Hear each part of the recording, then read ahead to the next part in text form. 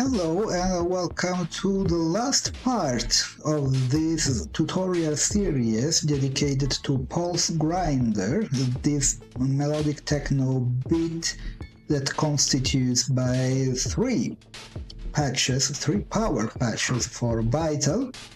This last one is about the leads, and I have made patch containing two leads. It is like two leads in one, or if you prefer, in the same patch you have the possibility to select between two leads, two kinds of leads. To be clear, now I let you listen. This is one with the stutter. Then you turn the macro all the other way, and you have a saw wave with detuned and a gliding effect. I don't know, once you have learned this kind of technique, you can use it almost for any other thing that you may want to. Just before we dive in, please like and subscribe to our channel.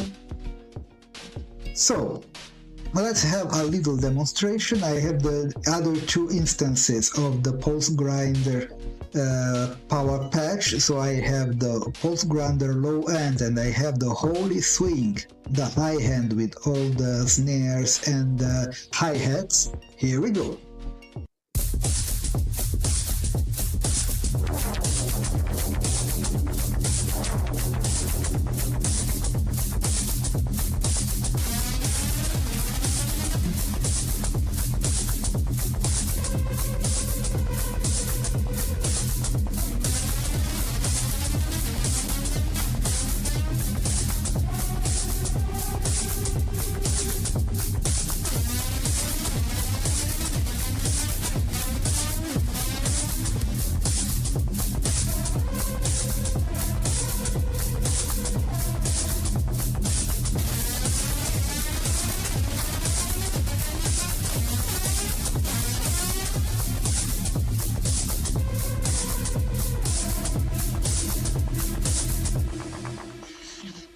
Okay, this is just for an example to make you understand the way you can use it during your live performances. If you ever had any ideas before to use Vital Synth for live, if you had or if you would like to, please comment and let's open a debate if Vital can be used somewhat for live experiences, just using your laptop and a few MIDI controllers without having a lot of gear going on.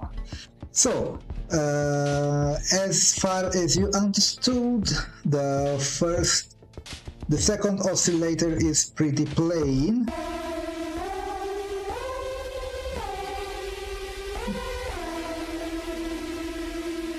It is assigned to the filter 2 just for cohesion of sound, and just plain effects, delay, chorus and a compressor.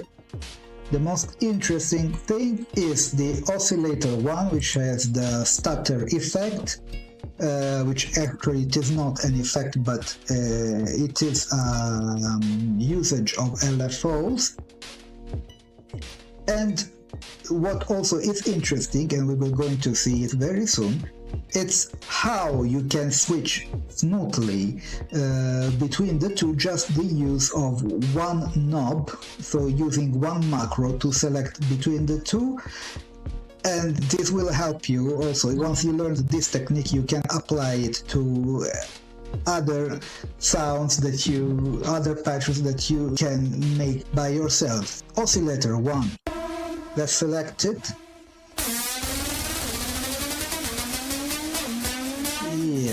lots of movement going on. LFO1 in here, it's just the envelope of the sound itself. But you also have noticed that by ear, of course, that it is not this sharp an attack. In fact, we have this, which regulates the entrance of the stutter effect. And so what's happening? You press the key and the envelope starts smoothly without stuttering until this point. From this point and on, the stutter effect decreases, and this LFO is actually affecting the LFO1 here that I selected in milliseconds, which is more suitable way to use it, and also more analogic feel. Let's do some experiments. So let's see. I demonstrate what just I have said. Increase and decrease, and of course this is adjustable.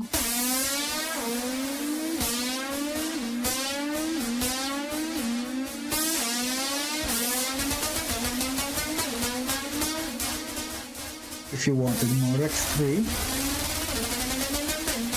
if you want a longer cue before the stutter,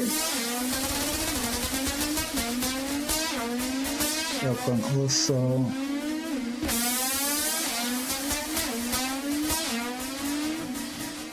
it gives you pretty much freedom to decide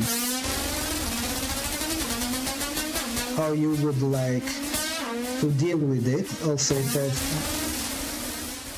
a long release cue, so it will go on also after you leave the key. And this is pretty much how it works. Just selected also a high pass for not to make the low frequency interfere with the kick and the bass, and also this quantize it. It works as actually as a distortion. It makes everything more square.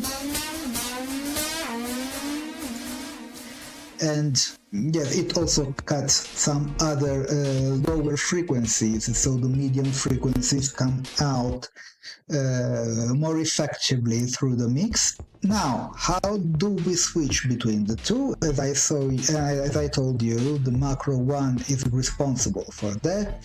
Turning the knob, you can see that here, oscillator 2 and oscillator 1. They move with a reverse motion. So if one increases in volume, the other decreases, or it remains only the one. So the extreme left is the stuttery one, the extreme right, it is the smoother lead. How do we do that? Here in matrix mode, you can see here at the macro stuff, oscillator 1 level and oscillator 2 level. The movement of the level is here decided that it is inverted. So when one decreases, the other increases, and vice versa. Also, we have here a lot of stuttering going on. We don't want that the other oscillator, so the other lead, is also affected by the stuttering effect. So now if you notice, still selecting macro, the macro 1, there is another parameter here. Let's go to here, LFO1. Here we go.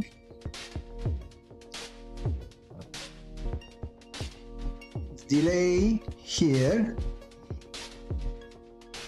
This one determines when the stuttering effect is taking place. So when the non-stuttering lead is playing, the other lead with the stutter is also actually playing, but it is delayed at the maximum level, so it is recommendable to pay attention that the macro one is turned all the way to the right. And I can show you that if we keep the smooth one, the smooth lead, without releasing the key, the stuttering effect will still take place. Okay, now we go here. Now this delay, and the stutter also takes place, but nothing and no one impedes you to do dangerous blends between the two if we keep the macro in the center.